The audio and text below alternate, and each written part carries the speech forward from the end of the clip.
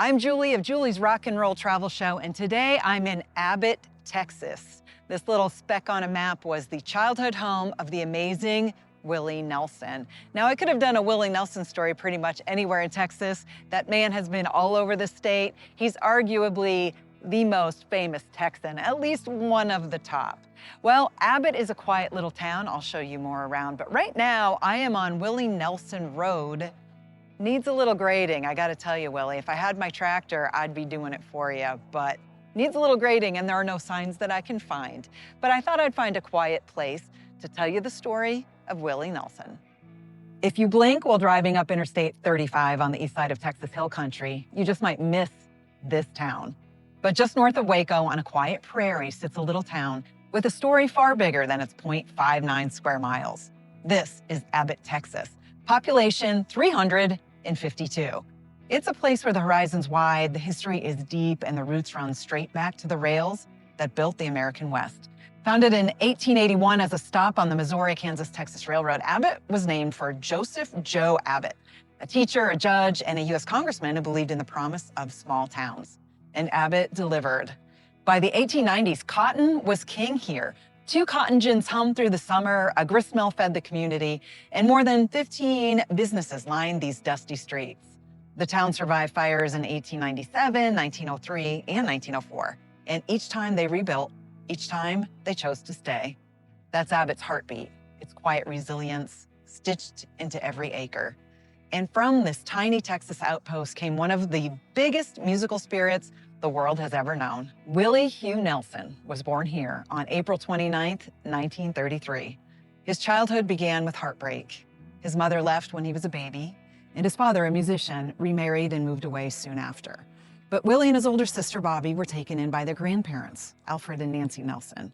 They didn't have much money, but they had enough love, faith, and music to last a lifetime. The Great Depression did not spare Abbott. The radio was a lifeline, and church was a second home, and music was the glue that held the family together. By just 6 years old, Willie was out in the cotton fields, dragging a long sack behind him under the hot Texas sun.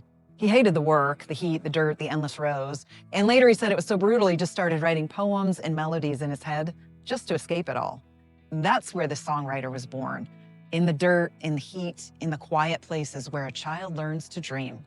True heartbreak came for Willie when his grandfather died, when he was just around 6. But Mama Nelson stood strong, and the little family continued to find joy in church, in music, and in each other.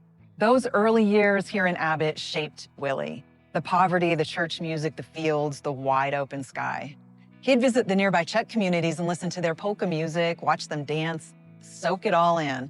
And in the cotton fields, he'd hear the black folks singing, and his Mexican neighbors brought their own style of music.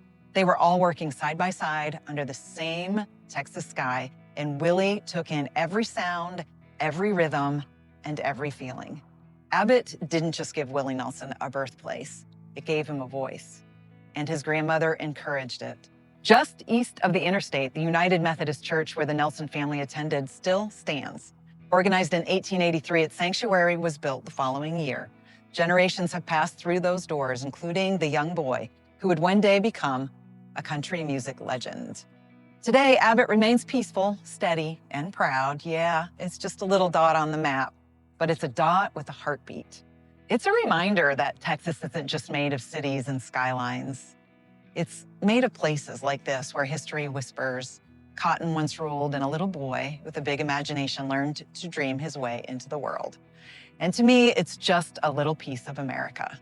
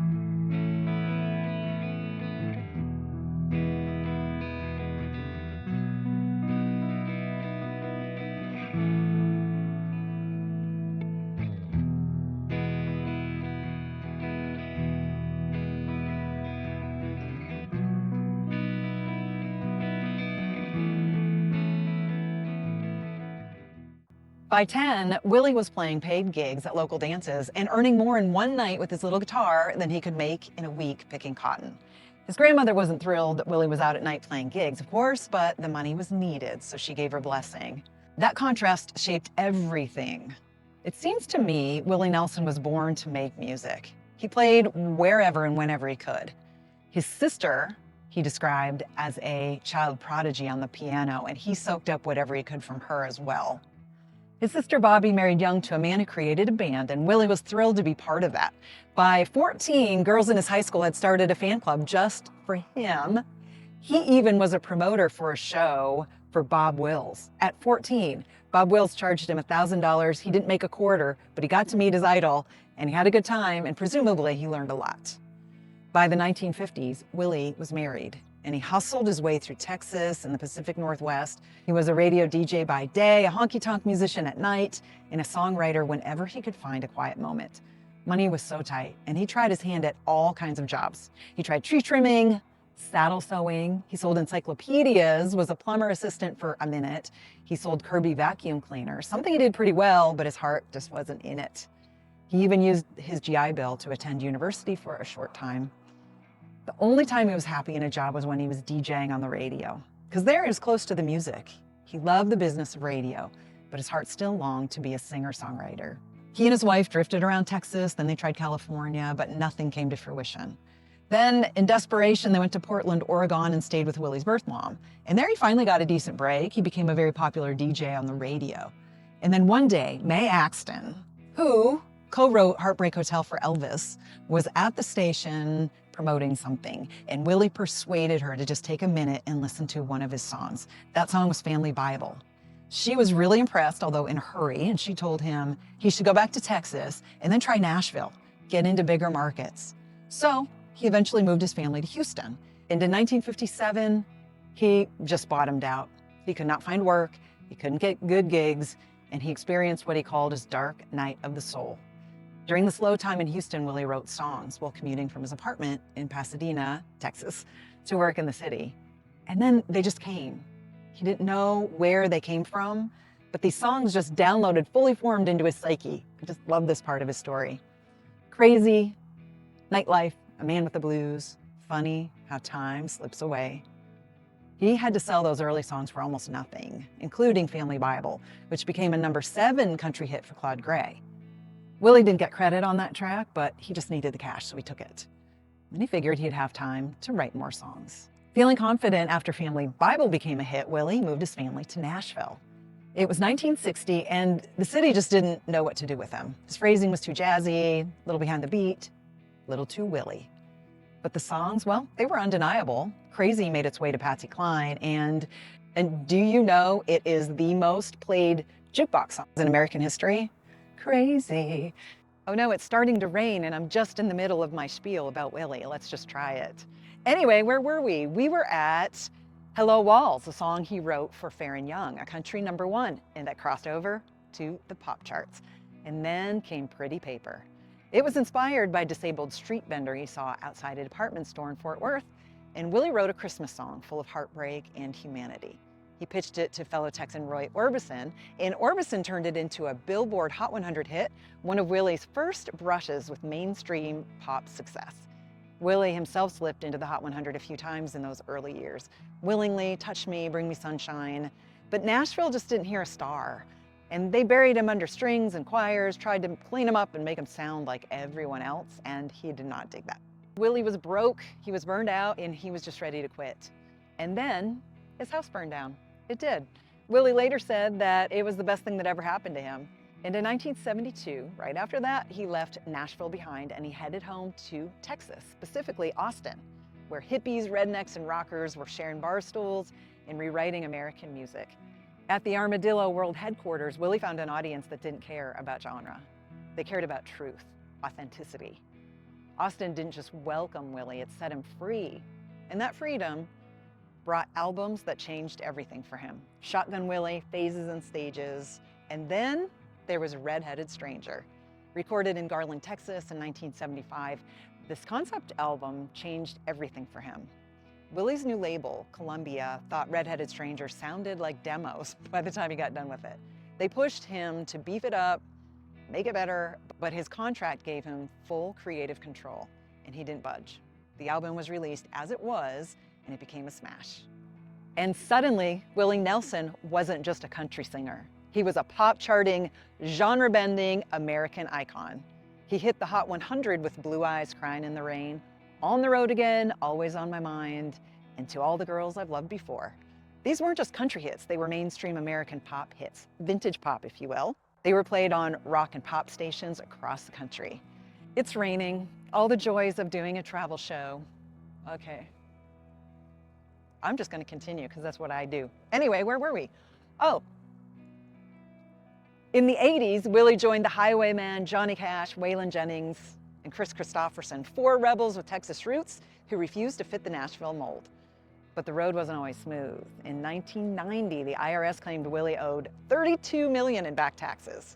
Seems he had a not so great manager. So they raided his home. They seized all his possessions, all of them, homes, land, vehicles, everything. Willie didn't hide, he didn't run. He recorded an album instead. The IRS tapes will buy my memories. Fans bought it out of love, and Willie eventually worked out an arrangement and paid off the debt. And through it all, Willie kept fighting for what he believed in, including marijuana reform. He's been arrested, lectured, celebrated, and mythologized for pot. He even inspired his buddy Toby Keith to write a song called Weed with Willie, which is just hilarious. Toby learned the hard way that Willie is in a different league. And Austin never forgot what Willie gave the city.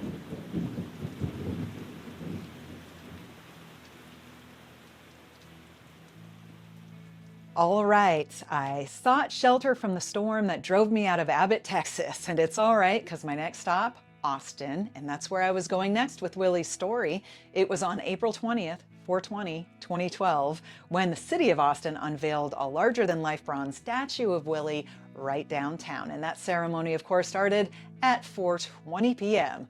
Willie stepped up to the mic. He sang, "Roll me up and smoke me when I die," turning a dedication into a special moment only Willie Nelson could pull off. The city went one step further, renaming 2nd Street as Willie Nelson Boulevard, permanently carving his name into the city he helped transform. Today, Willie's in his 90s, still touring, still recording, still writing, still showing up for the causes he loves. He co-founded Farm Aid in 1985, raising millions for American family farmers every year. And he throws one of the most legendary parties in music every 4th of July in Texas. That's a tradition that's been running since 1973. But for all the fame, all the hits, all the reinventions, Willie's heart has always belonged to his family. He has 8 children, a growing constellation of grandchildren, great-grandchildren, and he said many times that his family is the anchor that keeps him grounded. One thing bigger than the music. From the cotton fields of Abbott to the pop charts, from parents who left to grandparents who saved him, from Nashville heartbreak to Austin freedom, the IRS battles to outlaw glory, Willie Nelson has lived a life that feels like a song, full of struggle, soul, humor, and heart. Even with his faults, Willie Nelson has always been true to himself and true to the music. And he's still out there, guitar in hand, proving that some legends don't fade. They just keep playing.